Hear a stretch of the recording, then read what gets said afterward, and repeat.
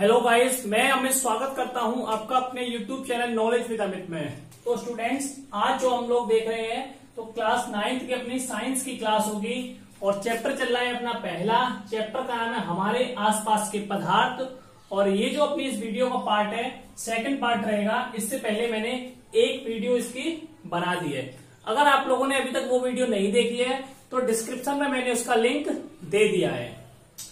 तो ये जो चैप्टर है पदार्थों के बारे में बताया गया है। तो मैंने कल बताया था कि जो पदार्थ जो होते हैं, सबसे पहले पदार्थ की डेफिनेशन बताई थी कि विश्व में प्रत्येक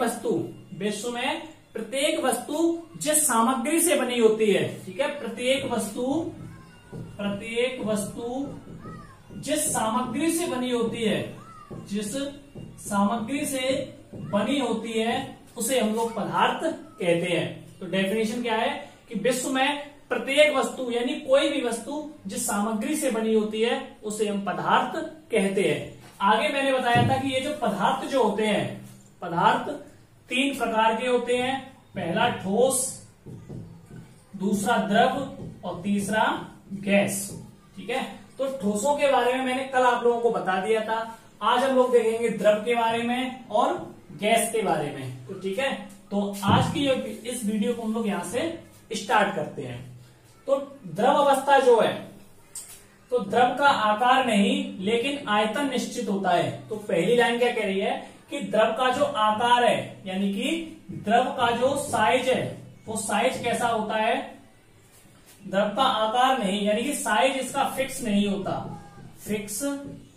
होता, क्या कहना है कि द्रव का साइज फिक्स नहीं होता लेकिन आयतन निश्चित होता है। यानी कि इसका जो वॉल्यूम है, आयतन जो है कैसा होता है, फिक्स होता है।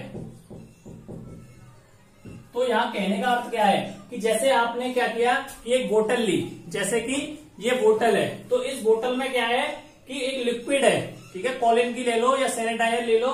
तो इस बोतल में क्या है, द्रव भरा हुआ है। तो आकार नहीं, यानी कि आकार ये देखो बदल रहा है, ठीक है।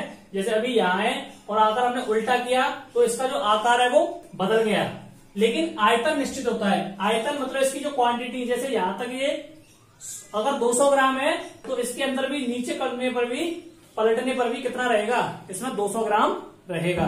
तो कहने का अर्थ ये है कि द्रव का आकार यानी आकार इसका यानी कि साइज इसका फिक्स नहीं होता। द्रव का जो साइज है वो कैसा है, फिक्स नहीं होता, लेकिन वॉल्यूम जो है तो यानी इसका आयतन फिक्स होता है। यानी कि जितनी चीज है 100 ग्राम है तो 100 ग्राम रहेगी, 200 ग्राम है तो 200 ग्राम रहेगी। आई बात समझ में।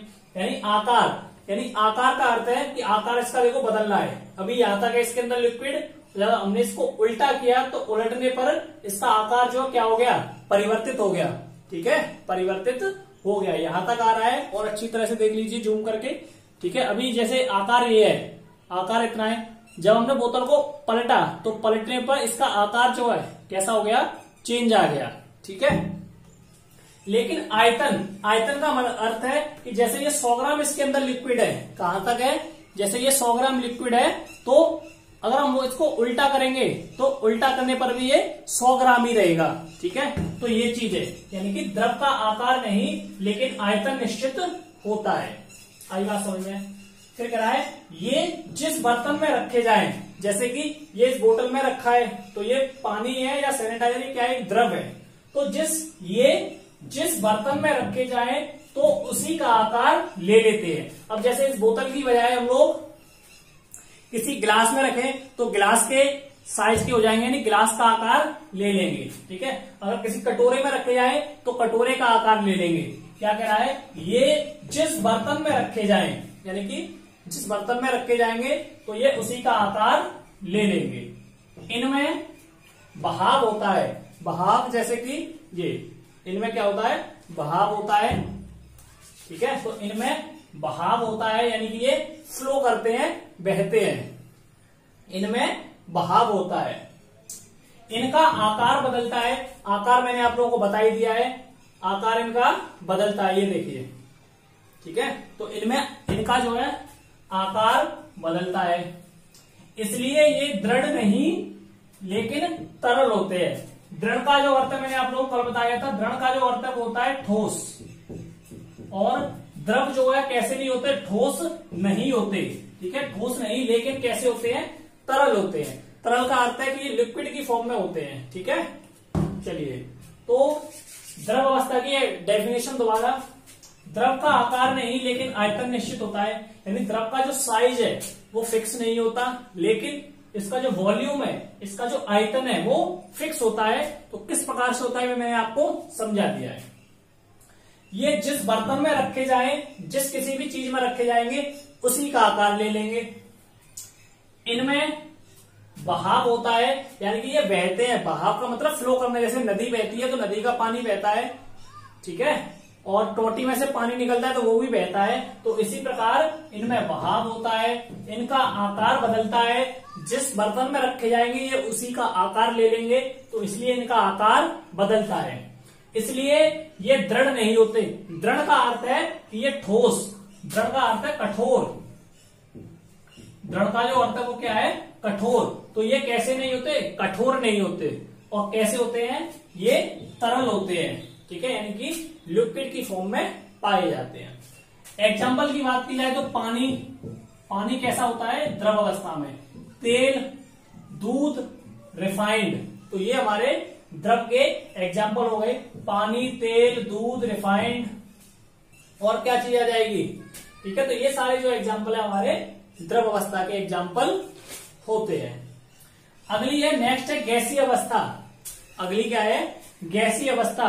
तो गैसीय अवस्था की क्या कह रहा है, गैसों का आकार निश्चित नहीं होता। तो गैसों का जो आकार है वो कैसा है, निश्चित नहीं होता, ठीक है। तो गैसों का आकार जो है, गैसों का आकार यानी गैसों का साइज फिक्स नहीं होता। इनका कोई निश्चित आयतन नहीं होता। तो देखिए गैसों का जो साइज है, गैसों का साइज नॉट फिक्स, यानी कि फिक्स नहीं होता। इनका जो क्या कह रहा है, इनका कोई निश्चित आयतन यानी कि इनका कोई वॉल्यूम जो है, वॉल्यूम भी फिक्स नहीं होता, फिक्स नहीं होता। तो गैस की क्या कह रहा है, गैस का आकार निश्चित नहीं होता, इनका कोई निश्चित आयतन नहीं होता, इनमें आकर्षण कम होता है। आकर्षण का अर्थ है यानी कि आकर्षण बल जो होता है अपने पास खींचता है, यानी अपने पास बुलाता है। और गैसों में क्या होता है, प्रतिकर्षण बल। प्रतिकर्षण का मतलब है कि अपने से दूर हटना, प्रतिकर्षण का मतलब होता है अपने से दूर हटना, और आकर्षण का मतलब होता है अपनी ओर खींचना, अपनी ओर खींचना। तो यहां क्या कह रहा है कि इनमें आकर्षण कम होता है, यानी कि ये अपनी ओर बहुत कम खींचते हैं, ठीक है। तो इनमें आकर्षण कम होता है। मैं आपको एक एक लाइन का अर्थ समझा रहा हूं, जहां भी आपको अगर कोई समस्या आए तो आप लोग कमेंट करके हमें बता सकते हैं कि सर ये हमें समस्या है, ठीक है। मैं एक एक जो आपकी छोटी छोटी सी जो परेशानियां हैं उनको भी मैं एक एक शब्द को समझा रहा हूं। तो जो भी कोई दिक्कत आए, जो भी कोई समस्या आए तो प्लीज आप लोग कमेंट करके बताएं। तो इनमें आकर्षण कम होता है।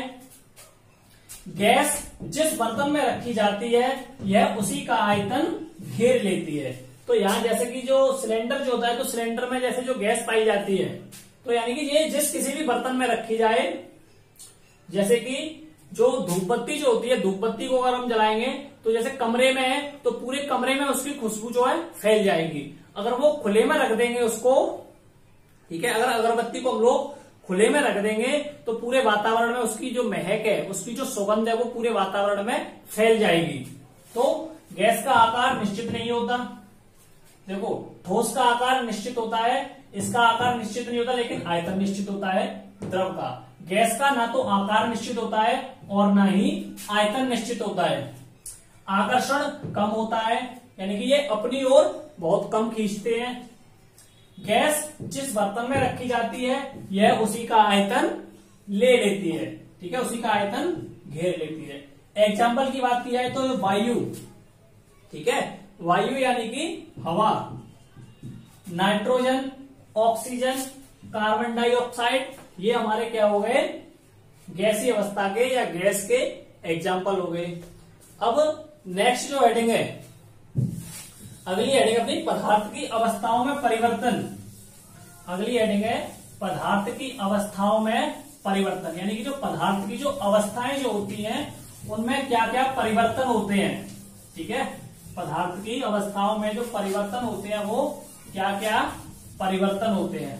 तो हेडिंग लगाइए पदार्थ की अवस्था में परिवर्तन। हेडिंग है पदार्थ की अवस्था में परिवर्तन, यानी कि पदार्थ की जो अवस्था होगी तो उसमें जो परिवर्तन होंगे वो क्या क्या परिवर्तन होंगे। ठीक है, तो जैसे पानी जो है, पानी पदार्थ की 3 अवस्थाओं में, पहले मैं लिख लेता हूं फिर आप लोगों को समझाऊंगा। तो पानी पदार्थ की 3 अवस्थाओं में पाया जाता है। तो ये तो आप सबको पता होगी कि पानी जो है, पानी यानी कि वाटर पदार्थ की तीनों अवस्थाओं में पाया जाता है। अब आप लोग कहोगे कि सर कैसे पाया जाता है, तो देखिए जो ठोस अवस्था होती है पानी की उसे हम लोग कहते हैं बर्फ। ठीक है, आइस। पानी की जो ठोस अवस्था होगी, यानी कि पानी को अगर हम लोग जमाते हैं तो वो बर्फ कहलाता है। और बर्फ जो होती है कैसी होती है, ठोस होती है, कठोर होती है। ठीक है, यानी कि पदार्थ की पहली जो अवस्था है, जैसे ठोस, यानी पानी पदार्थ की तीनों अवस्थाओं में पाया जाता है। तो पहली जो अवस्था है ठोस, तो ठोस में जो पानी होगा उसे हम क्या कहते हैं, बर्फ कहते हैं। दूसरी है द्रव। तो द्रव में हम लोग पानी को पानी ही कहेंगे, जैसे पीने वाला जो पानी होता है। तो द्रव की जो अवस्था है उसे पानी को हम लोग पानी ही कहेंगे। तीसरी है गैस। ठीक है, और गैस में ऐसे हम कहेंगे क्या, वाष्प।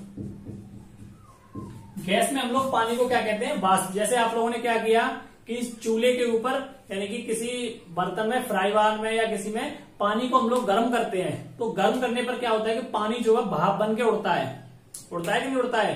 अच्छा, ठीक है, यानी पानी जो होगा जो उबलता है, पानी का जो बॉइलिंग पॉइंट जो होता है वो होता है 100 डिग्री सेल्सियस। यानी कि पानी जो उबलेगा वो 100 डिग्री सेल्सियस पर उबलेगा। ठीक है, तो जब वो वाष्प बनेगी वो कितने पर बनेगी, 100 डिग्री सेल्सियस पे। यानी पानी जब 100 डिग्री सेल्सियस का हो जाएगा उसका तापमान, तो उबलेगा। अब ये जो बर्फ जो बनती है तो 0 डिग्री सेल्सियस पर, 0 डिग्री सेल्सियस, यानी कि पानी की बर्फ कब बनेगी, जब टेम्परेचर 0 डिग्री हो जाएगा। कितना, 0 डिग्री आप लोगों को ये याद रखना है कि 0 डिग्री टेम्परेचर पर पानी क्या होता है, बर्फ बनता है।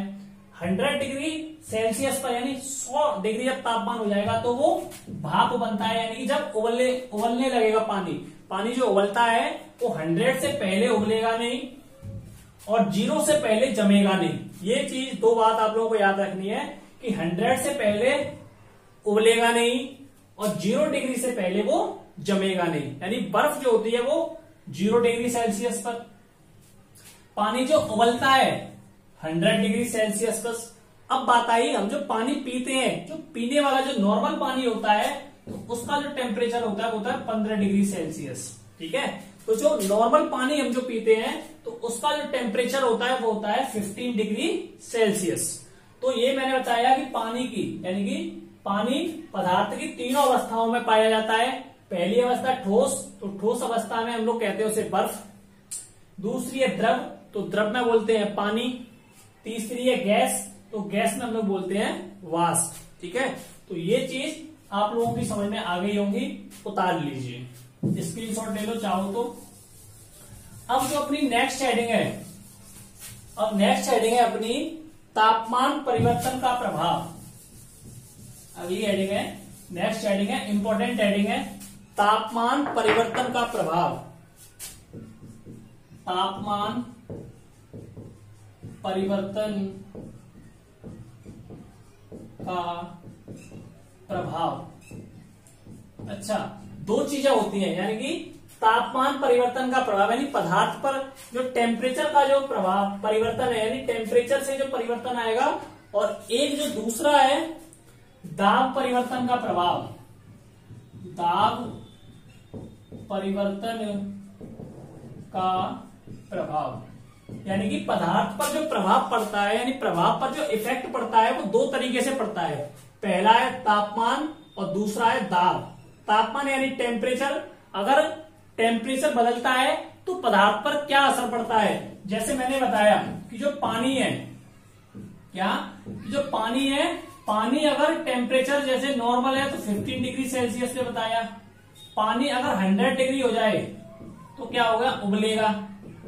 तो फर्क पड़ा कि नहीं पड़ा, उबलेगा तो पानी पानी नहीं रहेगा, वो क्या हो जाएगा, वाष्प बन जाएगा। अब जैसे ही टेम्परेचर 0 डिग्री हो गया, 0 डिग्री सेल्सियस हो गया तो पानी क्या होगा, बर्फ बन जाएगा। ठीक है, बर्फ बन जाएगा। तो यहाँ टेम्परेचर का फर्क है कि नहीं, फर्क है। टेम्परेचर परिवर्तन का प्रभाव यानी तापमान परिवर्तन। तापमान अगर 100 डिग्री हो रहा है तो पानी उबल रहा है। एक चीज समझो ध्यान से, तापमान परिवर्तन का प्रभाव। पानी अगर 15 डिग्री है तो नॉर्मल है। ठीक है, नॉर्मल है यानी साधारण है, साधारण पानी।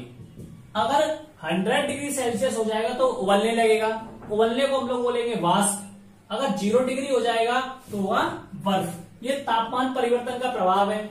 आई ना बात समझ में। तो अब ऐसे ही सबसे ये दो प्रकार के होते हैं, पहला है तापमान और दूसरा है दाब। तो सबसे पहले हम लोग देखेंगे ताप परिवर्तन का प्रभाव।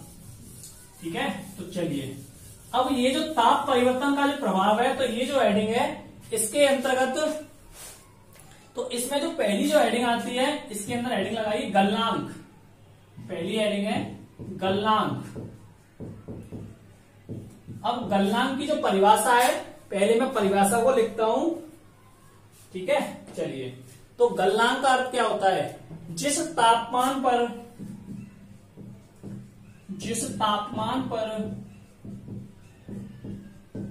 ठोस पिघलकर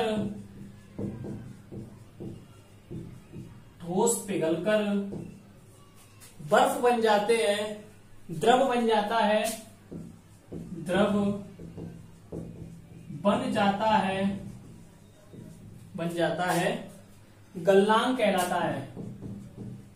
गलनांक कहलाता है, ठीक है।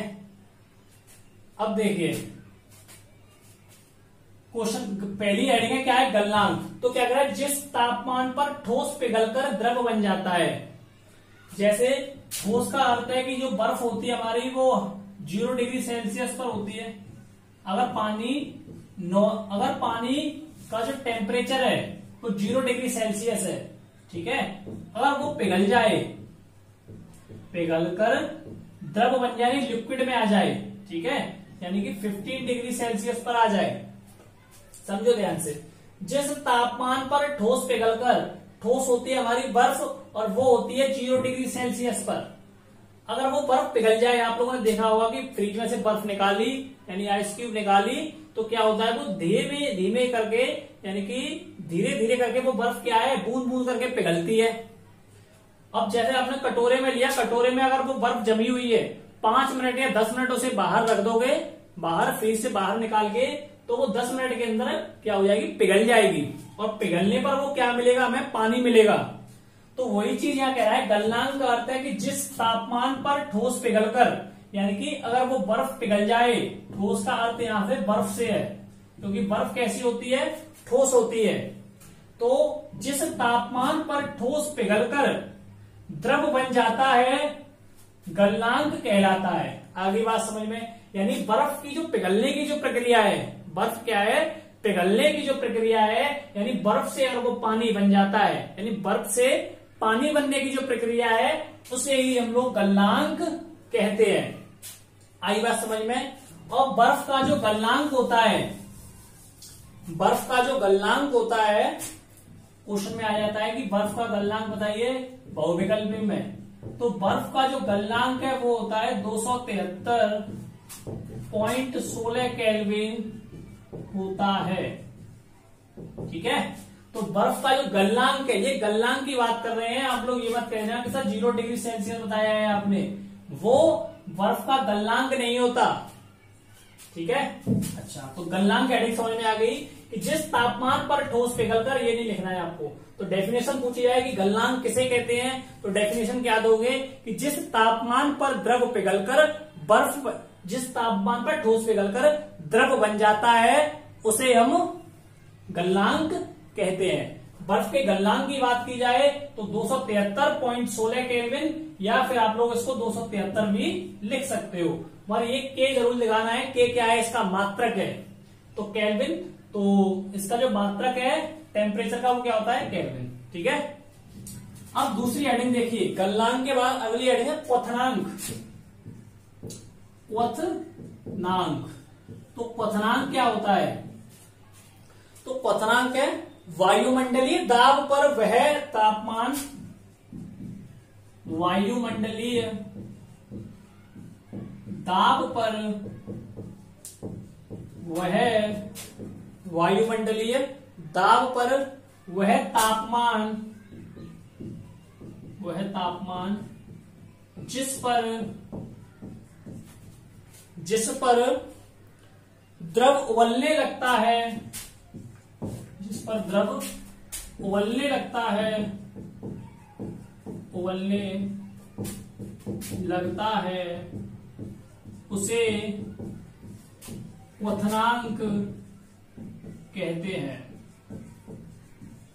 तो अब देखिए क्वथनांक क्या होता है, वायुमंडलीय दाब पर, वायुमंडलीय दाब का मतलब है कि एटमॉस्फेयर में यानी हमारे वातावरण में जो टेम्परेचर है, ठीक है, जैसे 10 हो, 20 हो, 50 हो, 50 तो खैर कभी रहता नहीं, 50 तो बहुत गर्मियों में रहता है, तो जैसे नॉर्मल बात की जाए तो नॉर्मल रहेगा आपका 15 से लेके 30 तक, 16, 17, 18, मतलब 15 डिग्री से लेके 30 सेल्सियस तक। ठीक है, तो वायुमंडलीय दाब पर यानी ये जो है टेम्परेचर रहे, वह तापमान जिस पर द्रव उबलने लगता है।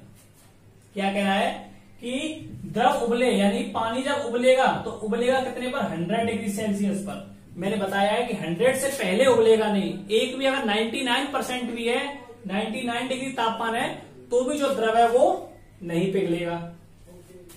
तो वायुमंडलीय दाब पर वह तापमान जिस पर द्रव उबलने लगता है उसे क्वथनांक कहते हैं। ठीक है, यानी कि जिस पर द्रव उबलने लग जाए, जिस पर द्रव उबले, तो उसी को हम लोग क्या कहते हैं, क्वथनांक कहते हैं। और जिस पर पिघल जाए, ठोस पिघले, उसे हम गलनांक कहते हैं। तो गलनांक में और क्वथनांक में ये आप लोगों को क्या समझ देखना है, डिफरेंस देखना है। ठीक है, अब जल का, तो जल के लिए ये जो तापमान है, जल के लिए यह तापमान, देखिए, तो जल के लिए ये जो तापमान रहता है 373 केल्विन, 373 केल्विन होता है। अच्छा, यहां 273 पे, यानी कि देखिए 0 डिग्री पे बर्फ होती है हमारी, 0 डिग्री किस पे, सेल्सियस पे। सेल्सियस से हम लोग किस में चेंज कर रहे हैं, केल्विन में चेंज कर रहे हैं, तो 273 और जोड़ देते हैं। ठीक है, 273 जोड़ दिए तो तब जाके 273.16 होता है, तो केल्विन में। यहाँ 373 का अर्थ है कि जो द्रव उबलता है तो उबलेगा 100 पे, 100 उबलने का, और 273 ये वाला। ठीक है, तो ऐसे करके ये 373 होता है। तो 373 केल्विन पर क्या होगा, क्वथनांक होगा। तो गलनांक और क्वथनांक में आई बात समझ में कि नहीं आई। क्वथनांक में क्या होता है कि द्रव जो है क्या होता है, उबलने लगता है, और क्वथनांक में ठोस जो है पिघलने लगता है। अब जो नेक्स्ट हेडिंग है वो है वाष्पीकरण की गुप्त ऊष्मा। वाष्पीकरण की गुप्त ऊष्मा, अगली हेडिंग है वाष्पीकरण की गुप्त ऊष्मा। तो इसकी जो डेफिनेशन है वो क्या है, वायुमंडलीय दाब पर 1 केजी ठोस, वायुमंडलीय दाब पर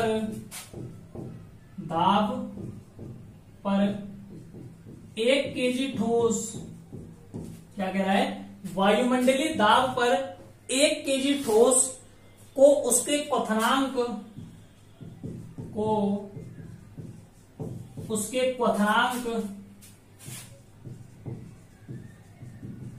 को उसके क्वथनांक पर गैस में बदलने के लिए, क्वथनांक पर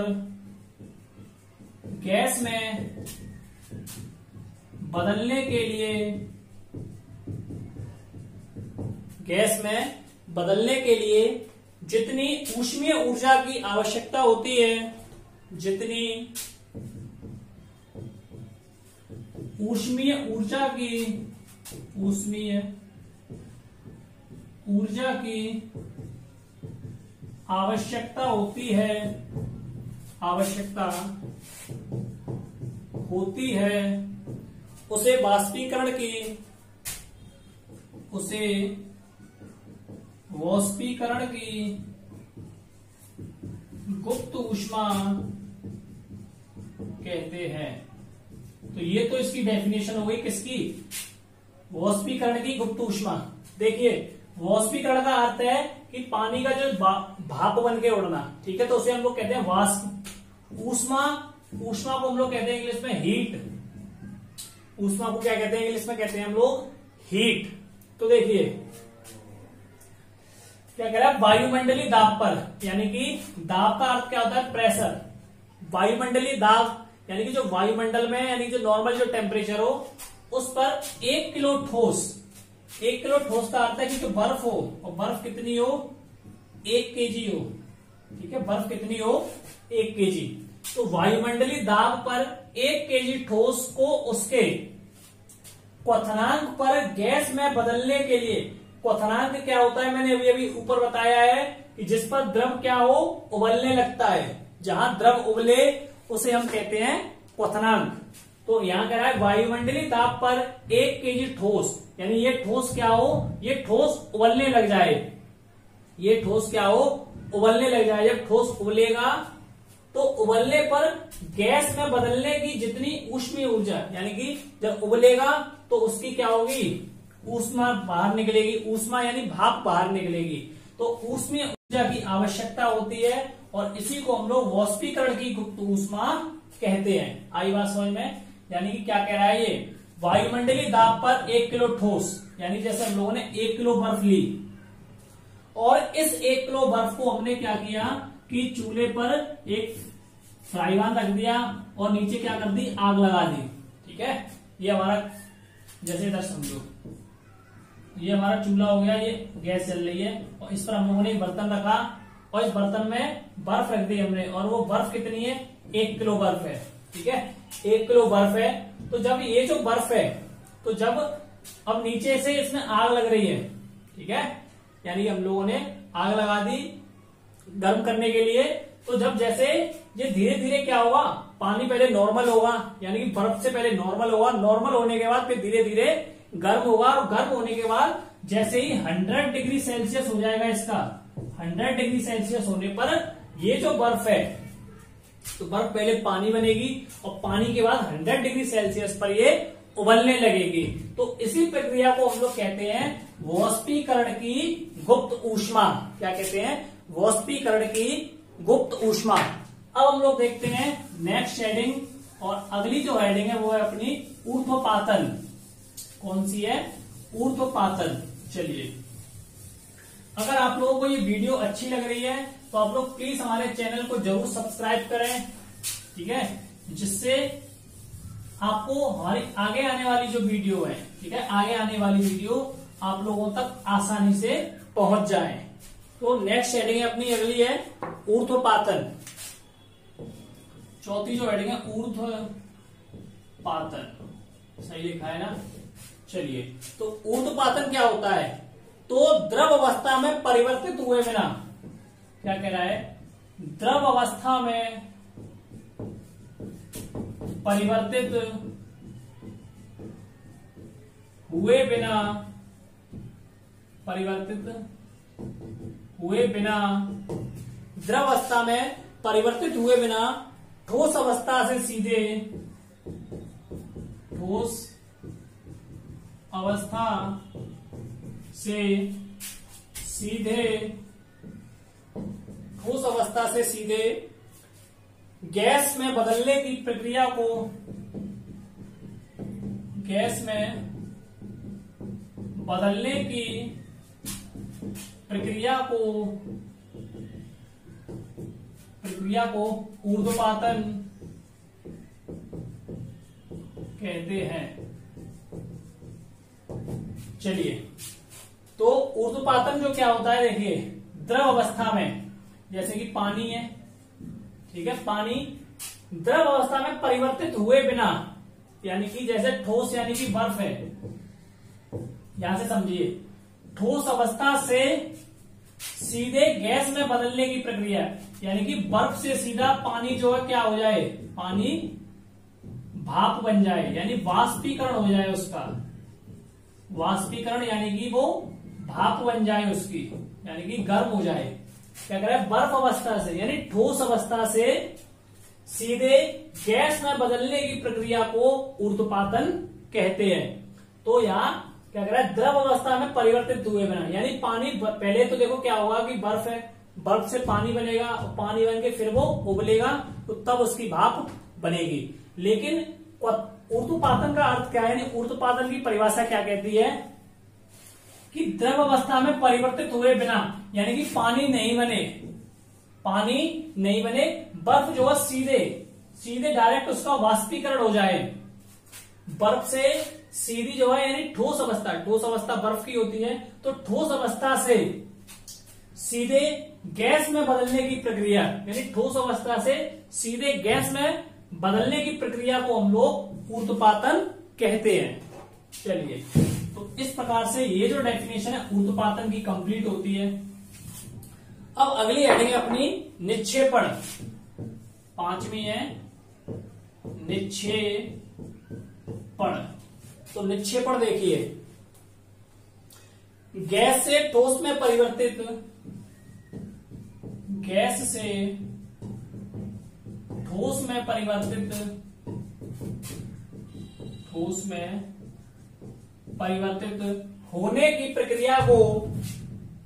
होने की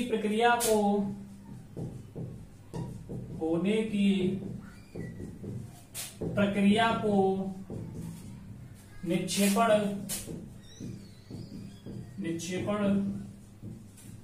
कहते हैं।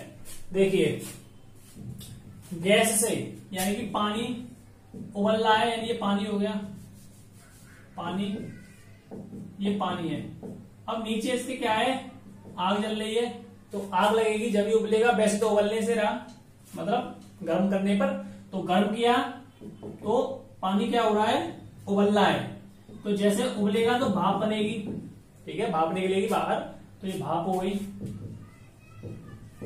तो गैस से ठोस में परिवर्तित, यानी गैस अवस्था से, यानी इस भाप से सीधा क्या बन जाए, सीधी बर्फ बन जाए।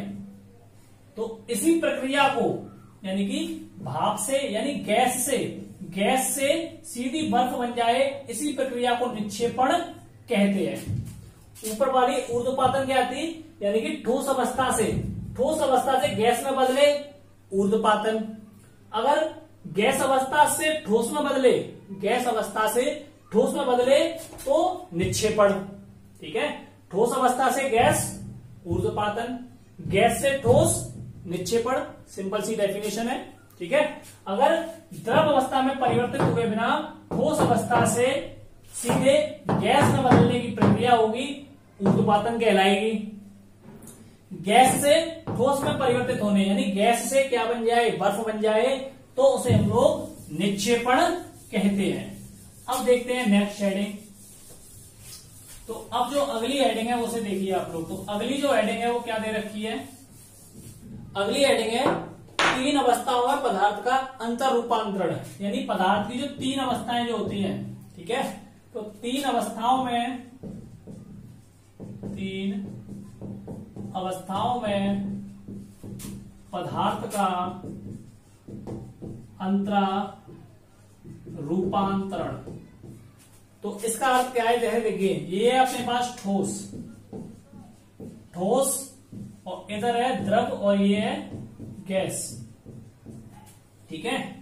ठोस, द्रव और गैस, यहां तक किसी को कोई परेशानी नहीं होगी, ठीक है। चलिए, तो जैसे ठोस से द्रव बने,